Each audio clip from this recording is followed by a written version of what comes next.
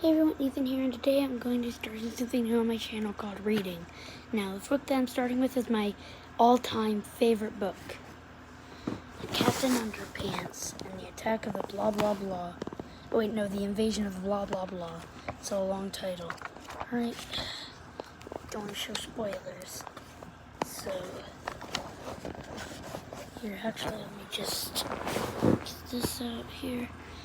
Alright, hello, it's us again. Before you read this book, there's some things you should know. So Harold and I have created this unformed family, I don't know how to say that, to fill you in on the details. Please don't let this comic fall into the wrong hands. Episode 1, The Phantom Principal. A long time ago, in a school far, far away, there were two cool kids named George and Harold. We rule, me too.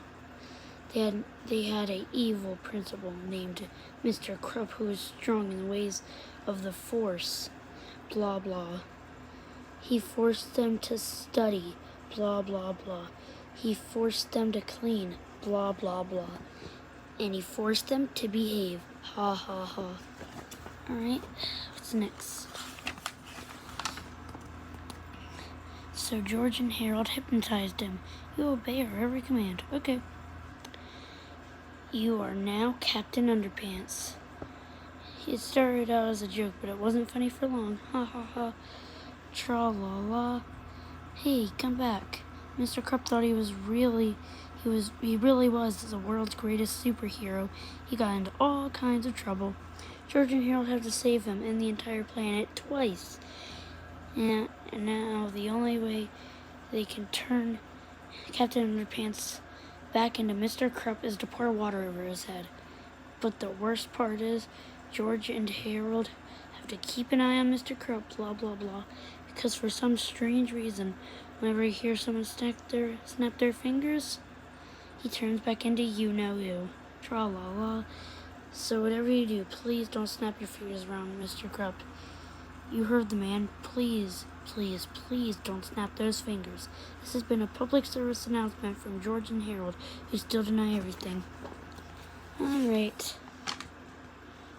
This is George Beard and Harold Hutchins. George is the kid on the left with the tie and the flat top. Harold is the one on the right with the teacher and the bad haircut. Remember that now. New tasty cheese and lentil pot pies.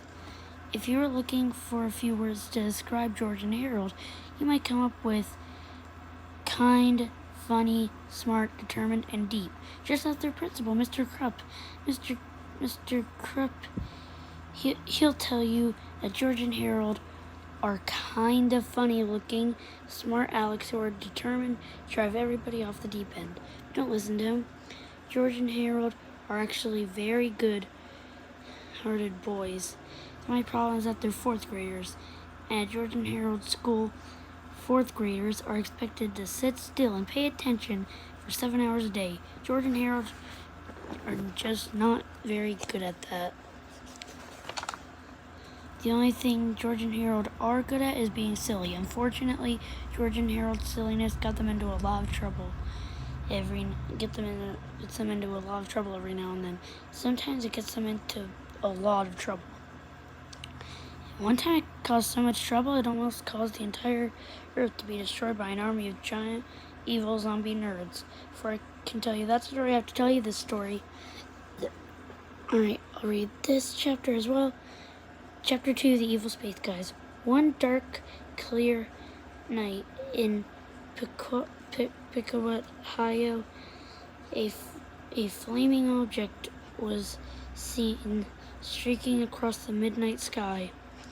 It shone brightly for a second or two, then fizzled out just above Jerome Horwitz elementary school. Nobody gave it a second thought, though. The next day, everything seemed pretty normal. Nobody noticed anything different about the school. Nobody paid any attention to the roof, and of course nobody looked up and said, "Hey, what's that big spaceship thingy doing on the roof of the school?" Perhaps if they had, the horrible ordeal that might have that followed might have never happened, and you wouldn't be sitting here reading about it right now. But they didn't. It did, and well, here we are. As we can all plainly see, there was a spaceship on the top of the building, and inside that spaceship was 3 of the most hideous and merciless spacemen ever to set foot on a roof of a small Midwestern elementary school. Their names were Zorks, Kalex, and Jennifer. Their mission to take over planet Earth. First, said Zorks, we must find a way to infiltrate the school. Then, said Kalex, we will turn all the children into super-powered evil zombie nerds. Finally, said Jennifer, we'll take over the world. We'll use them to take over the world. Zorks, Kalex, Lurks and Kalex laughed and laughed. Silence, you fool, barked Jennifer. Our plan is to work. We must wait until it is narratively convenient. In the meantime, we'll watch their every move on our trinoscope.